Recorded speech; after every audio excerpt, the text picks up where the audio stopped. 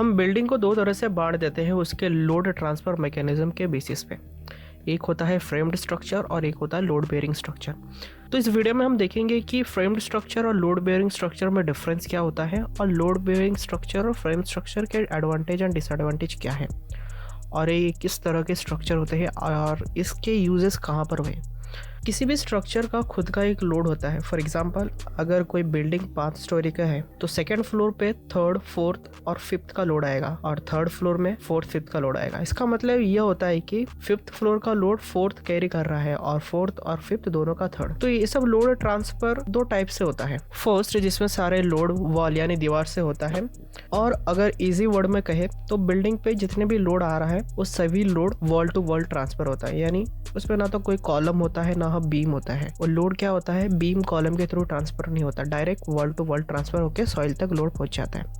और अगर मैं इसके एडवांटेजेस की बातें करूँ तो इसके लिए कोई आपको इंजीनियर हायर करना नहीं पड़ता है। नॉर्मली ब्रिक वर्क होता है, इसमें ईंट के थ्रू ही इसका डिज़ाइनिंग पूरा एक नॉर्मल मिस्त्री भी कर देता है।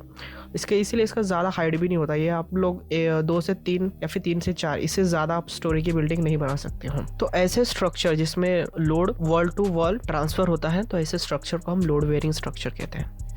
अभी आ जाते हैं सेकेंड टाइप में। जो सेकेंड टाइप होता है इसमें सभी फ्लोर का जो लोड होता है ना वो एक पैटर्न में ट्रांसफर होता है। जैसे कि पहले जो स्लैब होता है, स्लैब से बीम पे आएगा, देन बीम से कॉलम पे जाएगा, देन कॉलम से फुटिंग, अगर फुटिंग से क्या होगा एकदम सॉइल पे ट्रांसफर हो जाएगा। इस टाइप के स्ट्रक्चर को फ्रेम्ड स्ट्रक्चर कहते हैं। तो इसमें जो लोड का ट्रांसफर मैकेनिज्म है ना एक तरह का फ्रेम जैसा दिखता है। तो अब इसको जब देखोगे ना तो ऐसे जो बिल्डिंग होते हैं इस तरह के डिजाइन में तो आपको फ्रेम का एक लुक जैसा दिखेगा। उसमें सिर्फ बीम कॉलम ही दिखेगा, उसमें कोई आपको ब्रिक वर्क नहीं दिखेगा। जैसे कि उसमें कोई आपको है ना ईंट से है ना कोई वॉल खड़ी करते हुए आपको नहीं दिखेगी, एकदम खुला खुला दिखेगा beam column.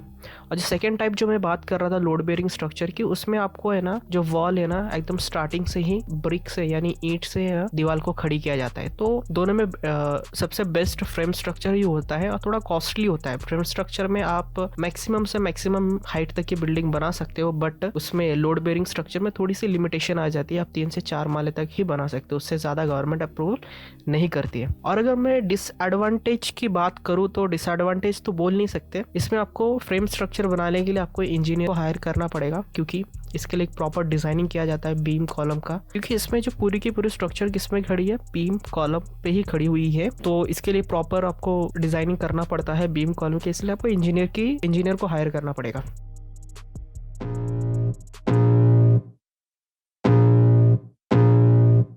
I can feel the blood creeping up from the heathens. Got will, got fight, got pride, got reason. If they